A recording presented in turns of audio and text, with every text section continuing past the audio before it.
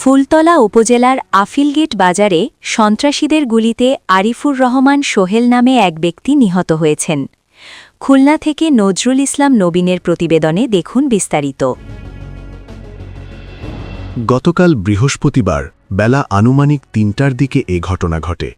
খানজাহান আলী থানার officer in charge Howlader Sanowar Hossain Masum ও প্রত্যক্ষদর্শীরা জানান, দুইজন সন্ত্রাসী মোটরসাইকেল যোগে এসে আফিলগেট বাজারের বিসমিল্লা অটো নামের একটি দোকানের সামনে থামে। স্থানীয় সূত্রে জানা যায়, আজ সকাল থেকেই দুইজন হেলমেট পরিহিত যুবক একটি নীল রঙের FZ4V মোটরসাইকেলে করে এলাকায় কয়েকবার ঘোরাঘুরি করতে দেখা যায়।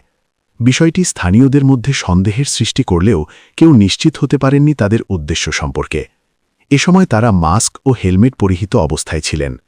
দোকানে বসে থাকা সোহেলকে খুব কাছ থেকে পিস্তল দিয়ে বুকে ও মাথায় গুলি করে দ্রুত ঘটনাস্থল ত্যাগ করে। পরে মোটরসাইকেলটি খুলনা অভিমুখে চলে যায় বলে স্থানীয়রা জানিয়েছেন। গুলির শব্দে আশপাশের ব্যবসায়ী ও পথচারীরা ঘটনাস্থলে ছুটে এসে দেখেন সোহেল রক্তাক্ত অবস্থায় পড়ে আছেন। পরে নিশ্চিত হওয়া যায় তিনি ঘটনাস্থলেই মারা গেছেন। নিহত আরিফুর রহমান সোহেল আটরা শেখপাড়া গ্রামের মৃত মিজানুর রহমান বাচ্চুর পুত্র।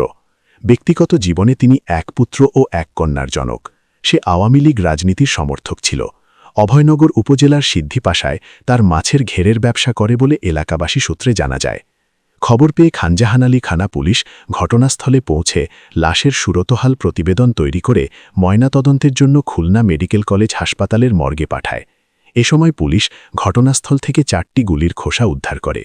এ ব্যাপারে খানজাহান আলী থানায় ভারপ্রাপ্ত কর্মকর্তা জানান, মামলা দায়েরের প্রস্তুতি চলছে।